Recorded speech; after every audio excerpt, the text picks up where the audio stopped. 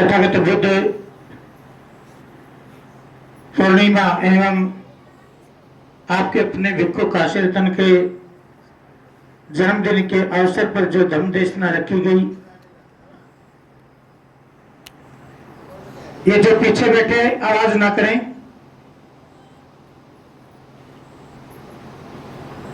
इस देशना में आने से क्या लाभ होगा और बैठ करके धैर्य के साथ सुनने से क्या लाभ होगा तो आप जानते हैं। हम तो एक छोटी तथागत बुद्ध के समय काल की गाथा है। तथागत बुद्ध किसी नगरी में प्रवेश कर रहे थे। एक महिला ने तथागत बुद्ध के पात्र में गोबर डाल दिया और तथागत बुद्ध उस गोबर को लेकर के अपने घर चले गए। तथागत बुद्ध विहार में चले गए। अगले दिन तथागत बुद्ध आए। उस महिला ने तथागत बुद्ध से प्रश्न किया, हे साधक, मेरे द्वारा दिया हुआ भोजन आपको कैसा लगा? तथागत ने कहा, बहन धैर्य रखिए, आपके प्रश्न का जवाब आपके पास ही होगा। आज नहीं तो कल होगा।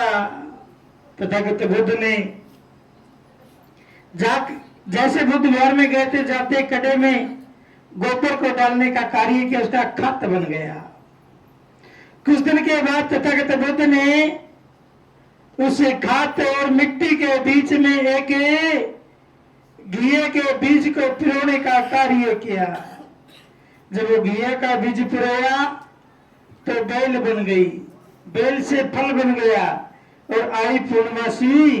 तो तथागत बुद्ध के द्वारा बुद्ध विहार में जो भोजन की व्यवस्था थी, सबसे पहले उपासिका को कहा उस बहन को खिलाइए। जो बहन वो आहार खा करके आई, तथागत बुद्ध ने पूछा, बहन आपको भोजन कैसा लगा? कहती बहुत स्वादिष्ट लगा। बहन ये आपका दिया हुआ था, मैंने स्वीकार किया, आज आपने स्वीकार किया, इसलिए तो आपको अच्छा लगा। कहती मैंने कैसे स्वीकार किया? बहन आपने मुझे गोबर दिया, लेकिन मैंने मिट्टी में मिला करके उसका खात बनाया और उस खात में बीज उगाया, बीज उगाने से फल लगा, उसी की सब्जी बनाई और आपको खिलाई, आपने अच्छी लगी। इस गाथा का तात्पर्य है, यदि सास बहू को गाली दे तो बहू ने खात में डाल देनी चाहिए, मिट्टी में डाल करके खात बना देनी चाहिए। यदि बहू सास के परिवार के बारे में या किसी के बारे में कुछ कहे तो उसे मिट्टी में डाल करके खाद बना करके उसमें जैसे वो पौधे उगाने का कार्य किया, ऐसे पौधे उगाने का कार्य करें, सबको सुंदर लगेंगे। यदि हमें किसी की कोई बात को, किसी टिप्पणी को दिमाग में बिठाएंगे तो दुश्मन बन जाएंगे। अरे हम उसके परोसने का कार्य अच्छे ढंग से करने का कार्य करेंगे, उसका अच्छे इस्तेमाल करने का कार्य करेंगे तो हम अच्छे कहलाएंगे। अब हमारी बुद्धि के ऊपर सारा का सारा खेल बुद्धि के ऊपर है। इसलिए तथागत बुद्ध ने कहा, बुद्धं नमामि, कि मैं उस ज्ञान को नमन करता हूं और करते हूं जिस ज्ञान पे चलने से मेरा तो आत्म सम्मान होगा ही होगा, मेरे माता पिता, मेरे आसपास वालों का भी मान सम्मान स्थापित होगा। फिर हम लोगों ने कहा धम्मं नमामि, धम्म मैंने मार्ग होता है। यहाँ पर कभी भी किसी भी सूरत में धर्म परिवर्तन नहीं कराया जाता, यहाँ पर धर्म बदलवाया जाता है। नालायक लोगों को लायक बनाया जाता है और नालायक लायक लोगों को और लायक बनाने के लिए उसका साथ दिया जाता है, इसकी लायकता कायम रहे। तो इसीलिए तथागत बुद्ध के मार्ग में जो सबसे मूल जरूरत है वो त्रिरत्न की है। त्रिरत्न में अच्छी बुद्धि, अच्छा मार्ग, अच्छी संगति। लेकिन अच्छी बुद्धि किसकी होगी? जो व्यक्ति अपने से कमजोर को नहीं सताएगा, जो अपने से कमजोर के ऊपर जुल्म जाती नहीं करेगा, जो अपने शरीर में इस ढांचे में घमंड को पालने का कार्य नहीं करेगा, वो अपनी बुद्धि को साफ सुथरा रखने में सहायक सिद्ध हो जाएगा। जो व्यक्ति अपने से अनाचार को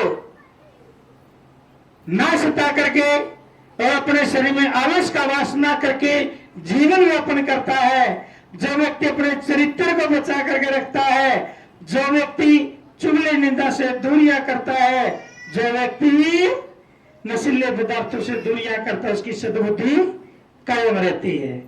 और तथागत बुद्ध ने कहा धम्मं शरणं गच्छामि, कि मैं उस मार्ग को नमन करता हूं जिस मार्ग में समय के तथागत बुद्ध के द्वारा दी हुई अष्टांगिक मार्ग है, जिसमें अष्टांगिक मार्ग में सबसे पहले कहा सम्यक दृष्टि, हमारी सोचने की शक्ति तब साफ सुथरी होगी जब हमारी नजर साफ होगी। जब हमारी नजर में रिकॉर्ड होगा तो सोचने की शक्ति में रिकॉर्ड होगा। इसीलिए हमें अपनी बुद्धि को साफ सुथरा रखने का प्रयत्न करना चाहिए। वो कब कर पाएंगे? जब हम सम्यक वाणी, अपनी इस वाणी में सुधार, इस वाणी के द्वारा किसी के ऊपर प्रहार ना करना, किसी को जलील ना करना, किसी के ऊपर अत्याचार ना करना। जब हम ये समझ जाएंगे तो हम सम्यक वाणी के पात्र बन जाएंगे। फिर सम्यक दृष्टि, सम्यक वाणी, सम्यक कर्मांक, हमारा कर्म भी अच्छा होना चाहिए। यदि हमारे कर्म बुरे हैं और मिठी आवाज है, वो किसी के काम की नहीं है। जैसे तथागत बुद्ध अपने भिक्षुओं से भिक्षा मंगाते थे।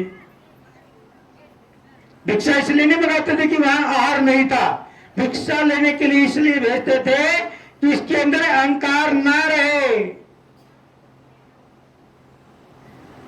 अहंकार के कारण तो यहाँ लाला जी को तो पता है, सेठ जी को तो, कि कितना बड़ा पिल्लर आम लोगों ने उखाड़ दिया। अहंकार ना होता तो सब कुछ होता। ये अहंकार का कारण है। अहंकारी व्यक्ति का हर कोई, अहंकारी व्यक्ति से हर कोई दूरियां बनाता है और प्रेम से रहने वाले को और कोई अपना बनाता है। तो इसलिए प्रेम के साथ रहने का प्रयास करना चाहिए। वो कब कर पाएंगे? जब तथागत बुद्ध के दिए इन सूत्रों को समझ जाएंगे। जैसे तथागत बुद्ध के मार्ग को हम समझते हैं तो तथागत बुद्ध के मार्ग में सबसे बड़ी सरलता एक ही है कि अपने को भूल जाओ, शून्य हो जाओ। और शून्य होने का अर्थ है विपस्सना, मेडिटेशन, ध्यान साधना।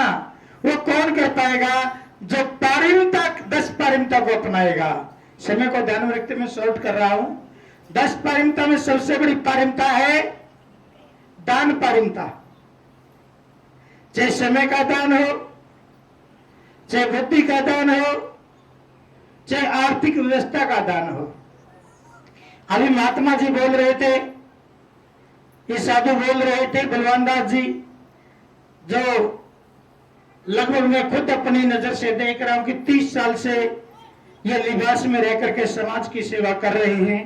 बहुत बहुत साधुवाद के पात्र हैं और उस शख्सियत के साथ काम किया, आनंद बन के काम किया, जिसको समन दास महाराज के नाम से जाना जाता है।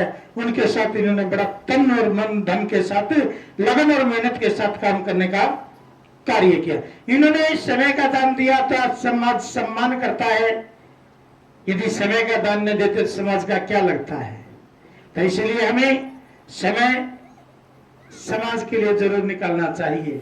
आज लोगों ने माननीय तरंग बुधवार की जो रेख देख कमेटी है, मैनेजमेंट कमेटी, उसके अध्यक्ष संदीप वैद्य जी भी आए क्योंकि उनका भी जन्मदिन है। आप खड़े होकर के आए और आपको बुक्का दे करके, बोधाचार्य यूनिट है, खड़े होकर के आए, इनको बुक्का दे करके सम्मानित करने का कार्य करें। क्योंकि समय का ध्यान में रखते हुए बैक साइड बुक्का है, उठाएं और बोधाचार्य के हाथों में थमाएं। क्योंकि बोधाचार्य ने आज बोधाचार्य ने जो ब्लड दान यानी कि रक्तदान शिविर लगवाने का कार्य किया, ये तरंग बुद्ध के लिए बहुत महानता का कार्य करने का कार्य किया। एक बार इनको तालियों के साथ, क्योंकि इन्होंने वो नेक कार्य किया और वो नेक कार्य तब किया जब इन्होंने पता कि बोधाचार्य यूनिट बनते काशी रत्न के साथ मजबूत खड़ी है। इसलिए 4 दिन के अरसे में आज 41 यूनिट ब्लड तरंग बुद्ध की ओर से ग्रामीण हॉस्पिटल में देने का कार्य किया।